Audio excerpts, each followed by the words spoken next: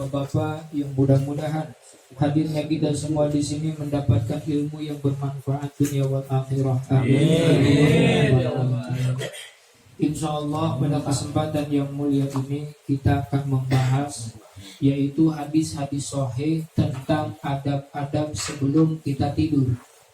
Jadi Bapak, ternyata dalam urusan tidur Islam mengatur.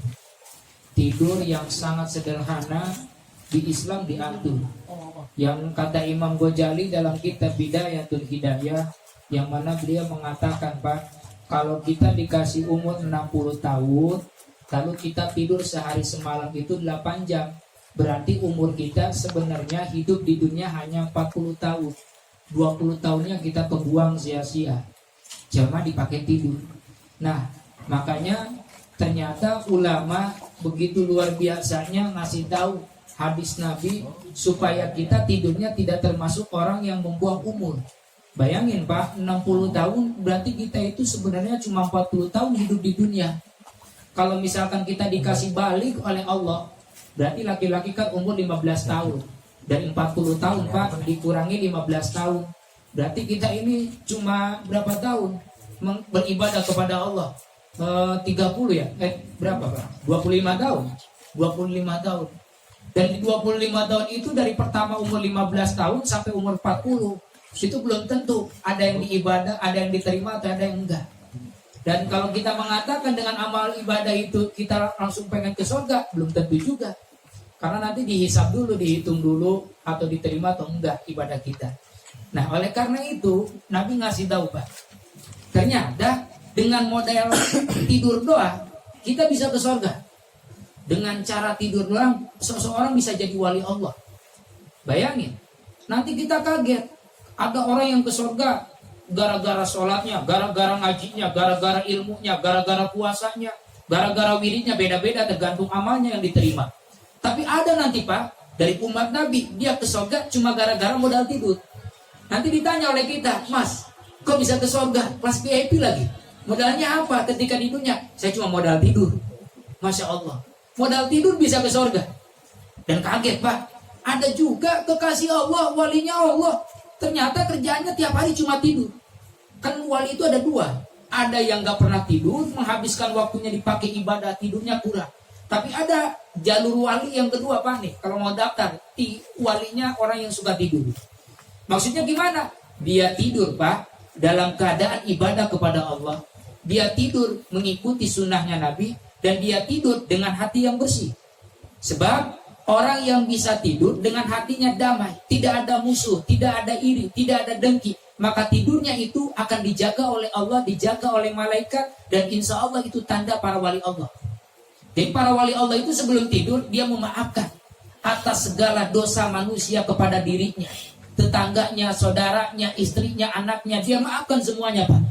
Dan yang kedua Pak, walinya Allah ketika tidur, dia itu juga memohon ampun kepada Allah dan memohon ampun kepada seluruh manusia dengan cara istighfar.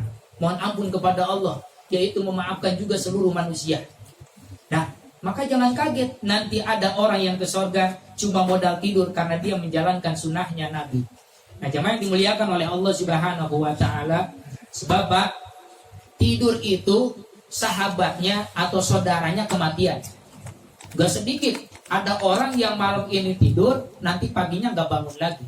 Tidur dan mati itu sama. Kalau mati mah nanti bangkitnya, bangunnya di padang mahsyar atau di hari kiamat. Kalau tidur mah ya tidurnya bangunnya bisa pagi atau siang. Gak beda, sama. Maka Islam menganjurkan kita sebelum tidur menjalankan sunnahnya Nabi. Kalau kita semua nih Pak nih, keluarga kita, istri kita, anak kita, tidurnya sesuai yang dicontohkan oleh Rasulullah, insya Allah tidurnya bukan membuang umur, tapi tidurnya beribadah. Yang tadi kata Imam Ghazali 60 tahun, kalau tidur 8 jam sama dengan berarti 20 tahun kebuang umur kita, maka tidak termasuk terbuang. Tidur ini menjadi ibadah, maka full umur saya 60 tahun, ibadahnya pun juga demikian gak dikurangi. Kenapa? Karena kita menjalankan sunnahnya Nabi. Apa Pak sunnahnya Nabi, adab-adab sebelum tidur? Dalam kitab Bukhari Muslim, sudah saya catat di sini Pak. Yang pertama, Nabi mengatakan, Anan Nabiya sallam yaqra'un nauma qabla salatil isya wal hadisa ba'daha rawahul Bukhari. Pertama, sesungguhnya Kanjeng Nabi itu Pak sangat membenci kepada umatnya yang tidur sebelum sholat isya. Maka ulama mengatakan lagi, kalau kita tidur sebelum sholat isya berarti setelah maghrib, itu akan mewariskan Pak kehancuran. Bahkan loyo tubuhnya banyak penyakitnya. Yang kedua, kalau kita tidur setelah sholat asar, itu akan mewariskan kepada majnun, yaitu gila. Maka gampang kalau pengen gila, modalnya tidur doang setelah sholat asar. Maka kalau seminggu aja kita jalankan, ini yang namanya otak kita pertama bakal berat. Kelama-kelamaan pikun, lama-kelamaan akhirnya sarafnya kena, akhirnya gila. Cuma gara-gara sering tidur di waktu sore atau di waktu asar.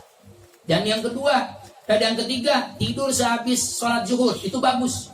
Atau sebelum sholat zuhur, namanya kailulah. Kalau pengen anak kita Pak IQ-nya cerdas, hafalannya hebat, bisa bangun tahajud, kuncinya ada di tidur siang. Setengah jam atau 1 jam, itu bagus. Setelah zuhur atau sebelum zuhur, namanya kailulah. Nah insya Allah kalau kita sanggup tidur di waktu itu, sejam atau setengah jam, maka itu akan mencerdaskan IQ kita, menambah hafalan kita. Maksudnya kemampuan berhafal kita. Dan juga ada tidur Pak yang mencabut rezeki. Dengan modal tidur rezeki kita dicabut oleh Allah. Tidur kapan itu? Setelah sholat subuh. Maka kalau setelah sholat subuh jangan tidur. Nah jemaah yang dimuliakan oleh Allah Subhanahu wa Ta'ala, jadi yang bagus tidur mana doang? Habis zuhur atau sebelum zuhur, namanya kailulah. Yang kedua adalah setelah sholat isya. Nanti habis pulang ngaji kita tidur nih Pak, itu bagus. Tapi kalau sebelum sholat isya, walaupun tidurnya malam, jam 9 malam, tapi belum sholat isya, dibenci oleh Rasulullah. Tidurnya bukannya mendapatkan pahala, tapi mendapatkan benci dari Rasulullah Shallallahu Alaihi Wasallam. Dan yang kedua Pak, Nabi juga mengatakan adab sebelum tidur itu wal hadisa ba'daha. Kita dilarang setelah mau tidur itu, habis sholat isya itu banyak ngobrol.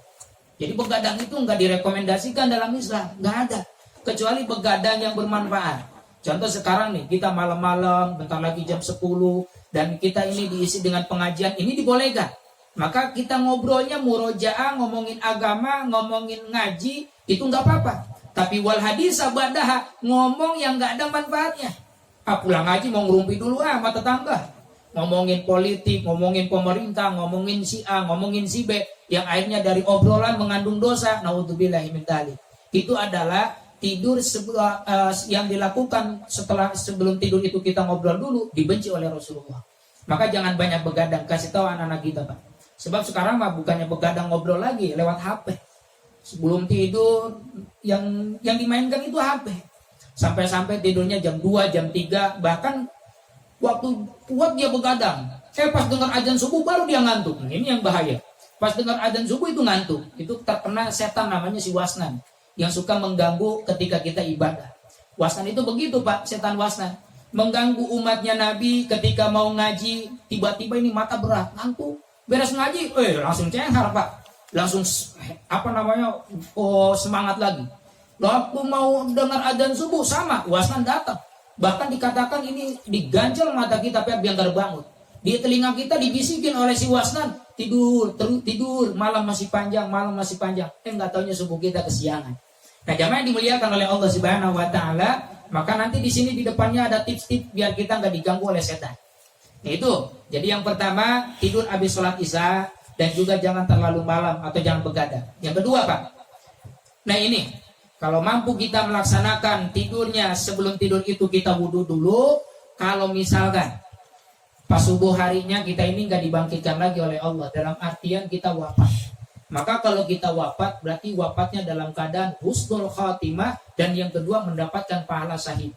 Dengan modal tidur, dengan sebelum tidurnya kita wudhu dulu, lalu misalkan di pagi hari kita nggak bangun lagi Pak, benar-benar wafat, maka wafatnya mati syahid. Namun mati syahidnya normal, wajib dimandiin, wajib disolatin seperti biasa. Namun tetap nanti dia nggak bakalan kena hisaban, langsung ke surga. Cuma gara-gara apa? Modal wudhu doang sebelum tidur. Dan itu juga Pak, kalau misalkan nih di siang harinya kita menjaga wudhu, lalu misalkan kita lagi kerja masih punya wudhu, dicabut nyawa oleh Allah. Siapapun orangnya yang ketika dicabut nyawa dalam keadaan wudhu, maka matinya dalam keadaan husnul khatimah, tidak akan mendapatkan yang namanya azab kubur. Batu dicabut nyawanya pun malaikat Israel menampakkan wajahnya dengan tampan. Sebab Pak, malaikat Israel itu kalau nyabut nyawa nih, tergantung ibadah seseorang, dia itu duduk di kepala kita. Dia itu akan membisikkan, kalau misalkan orang soleh nih, Tuhan nafsul mutmainnah, hayolah keluar ruh yang baik, ruh yang lembut. Maka dengan lembutnya keluar nyawa kita, bahkan sebagian orang soleh tidak merasakan sakit. Kenapa nggak bisa merasakan sakit? Karena baru lihat tampannya malaikat Israel, udah nggak kerasa sakitnya. Tapi Pak, kalau orang kafir, orang yang nggak pernah sholat, orang yang suka maksiat, dicabut nyawanya, dibentak. Bayangin, malaikat Ibrahim, Nabi Ibrahim saja Pak, ketika meminta kepada Allah, ya Allah, tunjukkan malaikat Israel ketika mencabut nyawa manusia itu seperti apa. Malaikat Israel diutus oleh Allah untuk menemui Nabi Ibrahim, menunjukkan, Ibrahim, kau pengen tahu ketika aku mencabut nyawa orang soleh, orang mukmin, orang Islam, maka ditunjukkanlah wajahnya ganteng, tampan, luar biasa. Nabi Ibrahim gak bisa ngicep Pak, saking lihat orang yang paling luar biasa tampannya, terkesima, terpesona Nabi Ibrahim. Tapi Nabi Ibrahim penasaran, Israel, gimana kalau engkau nyabut nyawa orang yang tukang gak pernah sholat, gak pernah ngaji, gak pernah ibadah, kerjaannya durhaka terus sama Allah. Maka malaikat Israel pun sebenarnya gak mau menunjukkan, tapi dipaksa terus.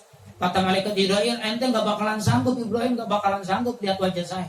Penasaran pengen lihat, beneran, yang beneran, akhirnya benar. Diperlihatkanlah wajahnya Pak ketika mencabut nyawa orang yang gak pernah sholat, orang yang suka maksiat, wajahnya seram, hitam, sangat menakutkan sekali. Baru beberapa detik Nabi Ibrahim lihat, langsung digeledak, pingsan, gak bangkit lagi, gak bisa bangun lagi. Baru lihatnya doang itu, ketakutan. Masya Allah.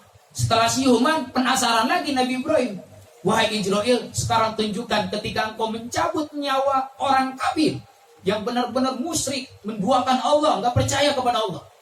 Maka kata malaikat Israel, wah, ente baru dicabut nyawanya orang yang nggak pernah ibadah aja, nggak kuat, apalagi orang kafir. Tapi penasaran, maksa, ya udah. Diperlihatkan Pak, wajahnya seram sekali. Saking menakutkannya, baru 1 detik belum mengicapkan mata, Nabi Ibrahim pingsan. Sebagian hikayat mengatakan beberapa waktu yang lama pingsannya, gak bangkit-bangkit, ketakutan. Akhirnya Nabi Ibrahim banyak memohon ampun untuk umatnya, untuk umat yang lainnya. Biar bagaimana nanti menakutkannya ketika kita dicabut nyawa. Lihat wajah kita Pak, melihat wajah kita dipelototin orang yang gak pernah sholat oleh malaikat Israel.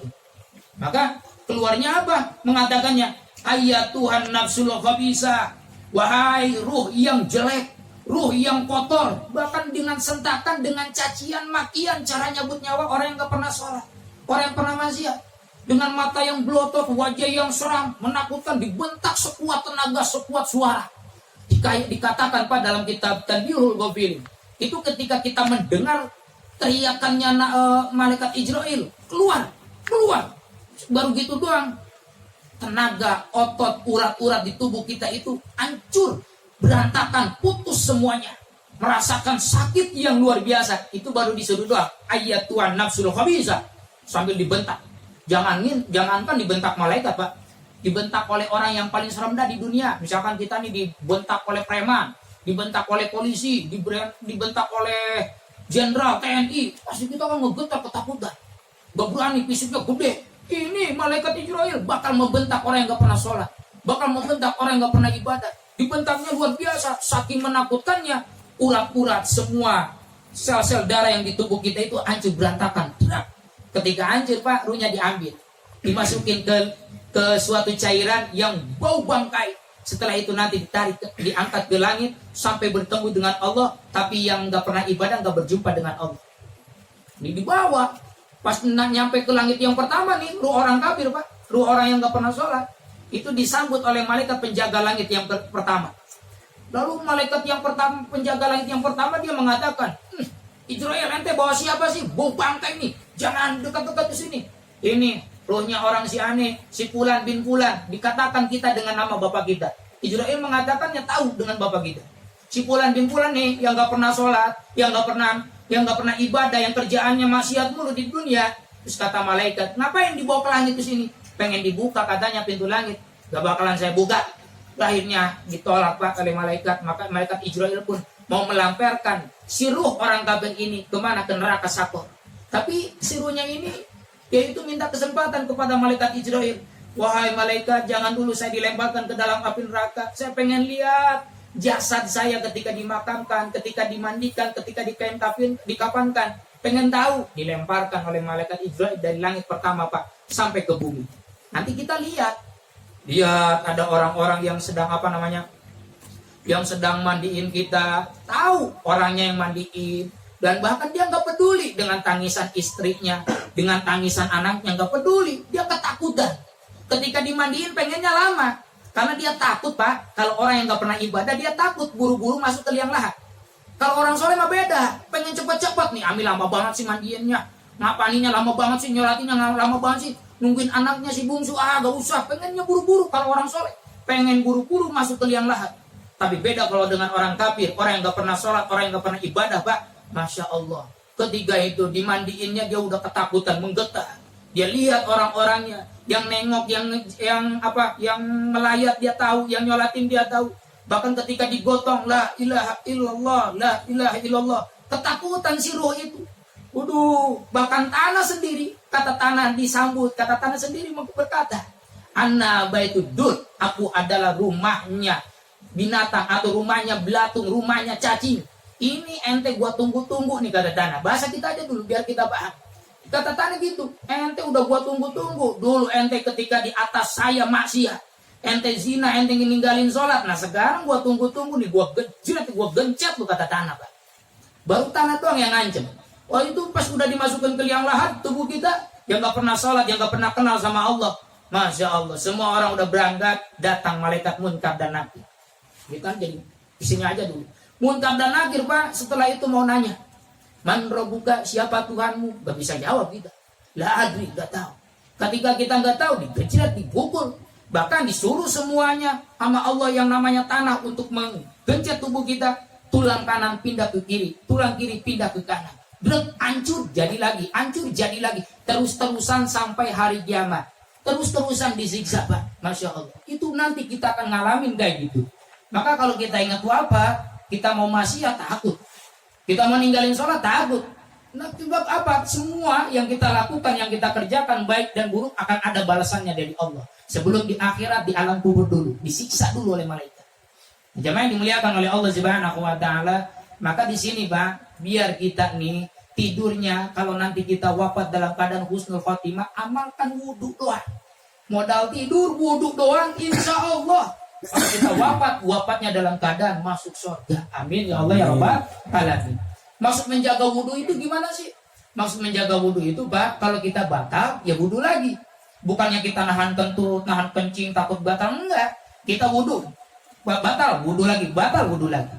Nah di sini dikatakan, kata Nabi, barang siapa man bata tohiron bata pisi'ari ilaka falam yastakia illa qalal malak. Barang siapa yang tidur dalam keadaan bersuci, berwudu, kalau dia wafat, masuk surga, dihindari dari azab kubur, dan malaikat Pak yang nemenin kita tidurnya. Malaikat nemenin kita tidur. Sampai kapan? Sampai tusbihah, sampai pagi. Dan juga malaikat menjaga kita, mendoakan. Allahumma gfirli abdika fulan fa inna bata tohiron. Ya Allah, ampunilah hambamu ini si fulan, karena dia tidur dalam keadaan wudu. Ya Allah, ampuni. Gak capek ini malaikat ngedoain kita sampai pagi, sampai adzan subuh, sampai kita bangun. Itu fadilah dengan mengamalkan wudu sebelum tidur doang, manfaatnya luar biasa sehingga kita bisa masuk surga. Nah, jemaah yang dimuliakan oleh Allah Subhanahu wa Ta'ala, itu yang kedua. Yang ketiga sekarang, idza jaa ahadukum ila firashihi falyaqud dakhilata izari falyanfud biha firashahu wal yusamillah fa innahu la ya'lamu ma khalaqa ba'dahu. Rawahul Bukhari. Nabi mengatakan Pak, adab yang ketiga, sebelum kita tidur itu dianjurkan untuk membersihkan tempat tidur kita. Misalkan ini kasur kita ambil kain atau kain atau sarung atau apa aja, dengan menggibas-gibaskan, menyapukan tempat tidur kita sambil menyebut nama Allah. Bismillahirrahmanirrahim. Nah ternyata Pak, ini tiap hari kita lakukannya. Bukan misalkan mentang-mentang sorenya ini kasurnya udah wangi, udah di laundry, lalu kita meninggalkan sunnah ini. Enggak. Nabi menganjurkannya juga. Idza jaa ahadukum, apabila engkau mendatangi tempat tidurmu, berarti tiap hari. Setiap bapak, anak bapak, orang istri bapak mau tidur, nah kamu jangan dulu tidur, gibaskan dulu, sapuin dulu tempat tidurmu, kasurmu dulu, pakai kain, pakai kaos, atau pakai sapu nyara yang bersih, yang suci, dengan menyebut nama Allah, Bismillahirrahmanirrahim. Apa itu padilannya, Pak?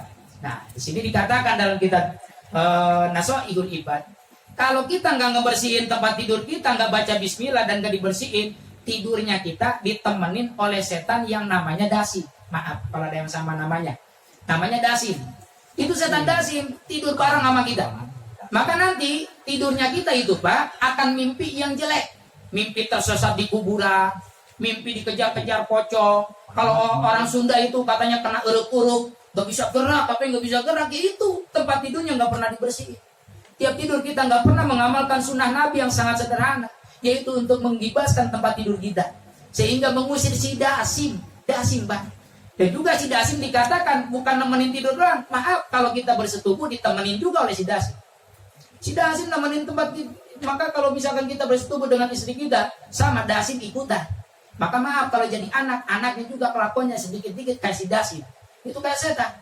Kenapa? Ternyata tempat tidur kita nggak pernah dibersihin, nggak pernah menyebut nama Allah Bismillahirrahmanirrahim, yang sangat sederhana. Mungkin di tahun 2021 ini udah langka. Nah, oleh karena itu kita diingatkan kembali, bersihkan tempat tidur kita, Pak. Dan juga, Pak, nih, setan dasim kerjanya bukan itu doang, mengganggu orang-orang biar pada selingkuh, biar pada zina, biar pada berantem, istri dan anak, suami dan istri, semuanya biar pada cerai, biar hancur rumah tangganya. Maka cara mengusir si dasim yang pertama itu baca Bismillahirrahmanirrahim sambil membersihkan tempat tidur. Kedua, mengusir si dasim, Pak, kalau kita mau masuk rumah, baca Assalamualaikum dan Qul huwallahu ahad. Ini hadisnya sahih. Siapapun yang pengen usahanya lancar, rezekinya lancar, dagangannya lancar, cuma modal salam dan kulhu. Sebelum kita masuk rumah, Assalamualaikum warahmatullah. Yang kedua, baca Qul huwallahu ahad sampai beres, baru buka pintu kita. Siapapun yang mengamalkan ini, Nabi mengatakan itu rezekinya akan lancar, usahanya akan maju, bisnisnya akan lancar, apapun itu. Bahkan saking lancarnya rezeki, Pak, itu rezekinya kebagian sampai tetangga, ke kanan, ke kiri, ke belakang, ke depan, semuanya kebagian. Cuma modal salam dan Qul huwallahu ahad. Itu tips biar kita lancar rezeki. Dan juga mengusir si dasim. Juga, Pak, kalau misalkan di rumah nggak ada orang, salamnya diganti. Assalamu alaina wa ala ibadillahi salihin. Baru kita baca Qul huwallahu ahad. Insya Allah rezeki kita lancar. Nah, itu cara mengusir si dasim. Nah, jamaah yang dimuliakan oleh Allah Subhanahu wa taala.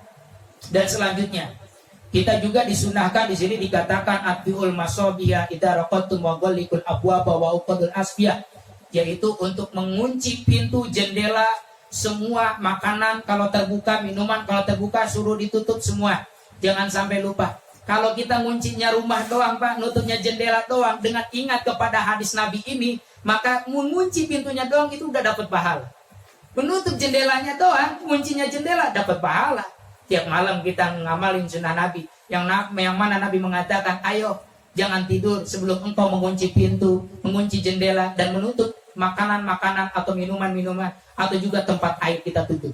Selanjutnya, Pak, juga disunahkan yaitu atbiul masabiha. Nanti kalau kita mau tidur, biasakan dimatikan lampunya. Kenapa? Itu menjaga kesehatan buat mata kita, dan tidur kita lebih tenang, lebih rileks, lebih tenang gitu buat kesehatannya. Itu sunnahnya Nabi. Bapak baru menyetrain lampu doang, cetrek mati. Misalkan kesetrum, mati kita, Pak. Tapi karena menyetrekannya lampu itu, memadamkannya lampu itu, karena mengamalkan sunnah Nabi, wafat kesetrum. Insya Allah wafatnya husnul khatimah. Loh, kok bisa? Karena saya mau tidur, mau matikan lampu karena menjalankan sunnahnya Nabi. Kalau wafat pada waktu menjalankan sunnah Nabi, dijamin akan masuk surga. Amin ya Allah ya Rabbal alamin. Tapi jangan ngarepin juga nanti kita matiin lampu pengen wafat. Enggak gitu juga. Nah, jamaah yang dimuliakan oleh Allah Subhanahu wa taala, ada nih cara ngeruqyah.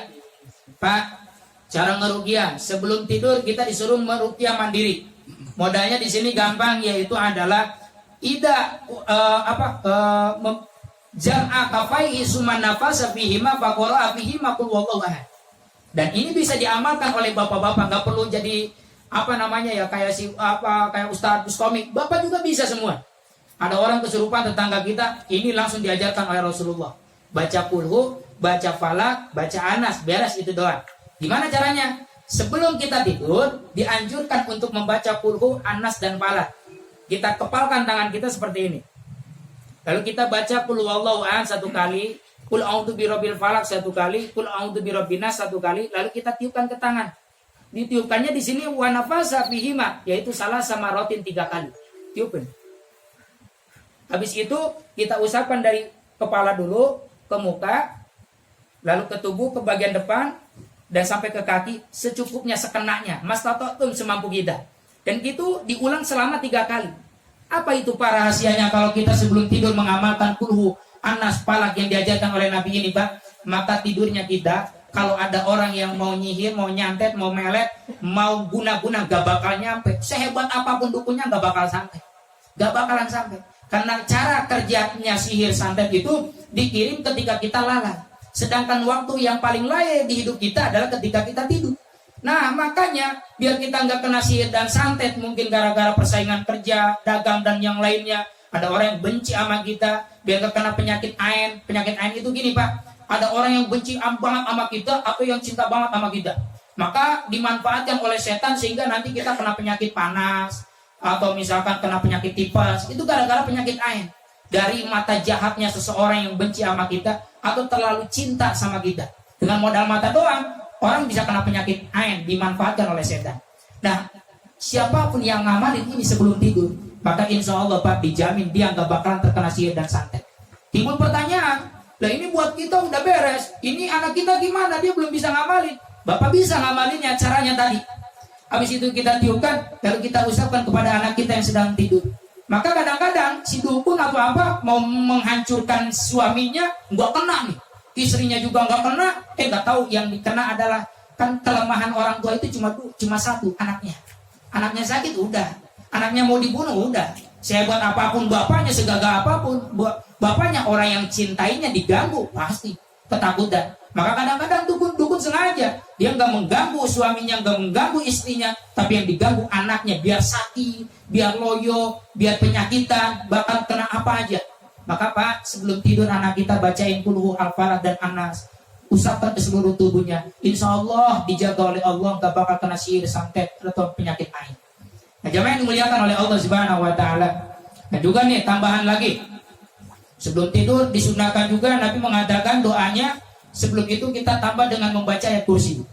Kenapa harus baca ayat kursi? Nah ini kalau diceritain kisahnya panjang, langsung saja. Setan nyuri zakat fitrah Kanjeng Nabi di rumah Abu Hurairah. Nah ini Pak, Abu Hurairah yaitu disuruh menjaga zakat fitrahnya Kanjeng Nabi, kedatangan maling sampai 3 malam. Akhirnya ketika ditangkap ini maling ngomong, Abu Hurairah lepasin saya. Nggak bakalan, 2-3 kali mau gua bawa ke Kanjeng Nabi. Terus kata itu setan mengatakan, Abu Hurairah janganlah, nanti saya kasih amalan. Wah, ente mau ngasih amalan? Ente aja udah maling mau ngasih amalan apa? Penasaran. Karena Abu Hurairah nggak tahu bahwa yang maling itu setan, sangkanya manusia. Karena itu menyamar, setan jadi manusia, maling rumah si Abu Hurairah, mau maling zakat fitrah itu. Lalu Pak, si setan ini mengatakan, idza awaita ila firasika faqra ayatal kursi. Wahai Abu Hurairah, ente kalau mau tidur baca ayat kursi 1 kali. Memang kenapa? Di sini dikatakan kata ini setan, fa inna la yazala 'alaika minallah hafizun wa la yaqrabannaka syaitan hatta tasbihah. Wahai Abu Hurairah, kalau ente sebelum tidur baca ayat kursi, maka dijamin rumahmu enggak akan didatangin setan. Atau gini Pak, kalau enggak datang yang setannya maling. Misalkan ada maling udah ngincer rumah kita nih, dipantau 3 hari 3 malam.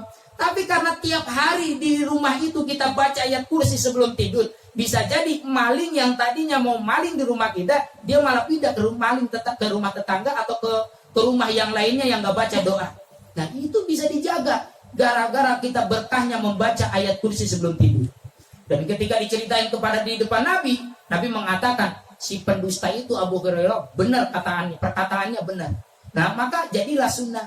Nabi tidak pernah meninggalkan Pak sebelum tidur sampai wafatnya selalu membaca ayat kursi, Qul huwallah, Qul al-falaq, dan an-nas. Dan inilah amalan yang kadang kita lupa. Kita mau tidur langsung doa Bismika Allahumma ahya wa amut atau doa-doa yang lainnya. kita nggak pernah membaca amalan-amalan yang ini. Dan ini harus kita hidupkan di rumah kita. Di rumah kita tidurnya bukan membuang umur, tapi tidurnya kita beribadah kepada Allah Subhanahu wa taala. Amin. Ya Allah ya Rabbal alamin.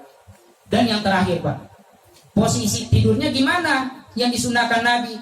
Di sini Nabi mengatakan, "Ittaji ala sakikal aiman," rahul Bukhari. Kita mau tidur, Pak, disunahkan yaitu untuk posisinya miring ke kanan. Ini tulang rusuk kita sebelah kanan atau tangan kita miring ke kanan. Gitu. Kenapa posisinya harus miring ke kanan? Ternyata para dokter meneliti kalau kita tidur posisi miring ke kanan itu menjaga jantung kita, menjaga paru-paru kita, dan akan dihindari dari yang namanya penyakit stroke, jantung, ginjal. Cuma gara-gara mengamalkan sunnah Nabi setiap mau tidur pertama setarnya itu miring ke kanan. Miring ke kanan, biasa miring ke kanan kayak gini. Yang nggak boleh yang mana? Miring ke kiri dan tengkurap atau dadanya itu langsung menekan ke bumi. Sebab itu bahaya. Banyak orang kena penyakit jantung, kena asma bukan karena rokok, gara-gara tidurnya yang dibenci oleh Allah. Sebab Nabi mengatakan, "Inna atau jantun yabghadu Allahu azza wa jalla." Sesungguhnya Allah sangat membenci orang yang tidurnya gini. Tengkurap ya, ini namanya tengkurapnya, Pak. Tengkurap atau enggak? Si dadanya itu di depan gitu kan. Itu dibenci oleh Allah Subhanahu wa taala, tetapi disenangin oleh setan. Maaf, kemaluannya ditiup oleh setan. Jadi orang yang tidurnya suka gini, maka syahwatnya besar. Suka tergoda, bisa selingkuh, bisa berzina, bahkan tidak pernah puas dengan istrinya. Kenapa syahwatnya gede banget? Dia tidurnya gini mulu. Dan itu adalah tidur yang dibenci oleh Allah, tapi dicintai oleh setan. Na'udzubillahi min dzalik. Maka tidurlah miring ke kanan. Dan juga, Pak, setelah tidur miring ke kanan, misalkan kita posisinya bangun tidur tahu-taunya ada tengkurap, tahu-taunya gini atau gimana, itu nggak apa-apa. Yang penting awal mula tidurnya tidur miring ke kanan. Nah, jamaah yang dimuliakan oleh Allah Subhanahu wa taala, itu saja yang bisa disampaikan, mudah-mudahan bermanfaat. Jadi kalau kita nih ngamalin tadi yang diamalkan dari hadis Nabi, dari kitab Bukhari dan Muslim, Bapak amalin semua. Ingat-ingat lagi, Pak, dari mulai awal sampai akhir tadi. Maka kalau Bapak wafat, dijamin masuk surga, dijamin husnul khatimah, dijamin mati syahid. Dan juga tidurnya Bapak tidak membuang umur, justru tidurnya Bapak sedang ibadah kepada Allah Subhanahu wa taala. Amin. Ya Allah ya Rabbal alamin. Itu saja yang bisa disampaikan, kurang lebihnya mohon maaf, mudah-mudahan bermanfaat. Nanti insya Allah ada juga, sebenarnya masih panjang ini tapi udah terlalu malam. Nah, jemaah yang dimuliakan oleh Allah Subhanahu wa taala, mari kita tutup dengan pembacaan doa. Mudah-mudahan pertemuan ini kita bisa menarik hikmah ilmu yang bermanfaat dari hadisnya Nabi, dan kita bisa mengamalkannya dan mengajarkannya kepada keluarga kita, sehingga kita termasuk orang-orang dicintai oleh Allah Subhanahu wa taala. Rasulillah ajmain. Amin. Alhamdulillahirabbil alamin. Hamdan yuafi ni'amahu wa yukafi mazidah. Ya Rabbana lakal hamdu kama yanbaghi li jalali wajhikal karim wal azimi sultanik. Allahumma shalli ala sayyidina Muhammad wa ala ali sayyidina Muhammad. Allahumma ighfir lana wa li walidina wa li ikhwanina wa li masyayikhina wa li jamil muslimin wal muslimat wal mu'minin wal mu'minat al ahya'i minhum wal amwat wa tabi bainana wa bainahum bil khairat rabbir warham wa anta khairur rahimin. Wa sallallahu ala sayyidina Muhammad wa ala alihi wa sahbihi wa sallam. Subhana rabbika rabbil izzati amma yasifun wa salamun ala mursalin walhamdulillahi rabbil alamin. Al-Fatihah. A'udzu billahi minasy syaithanir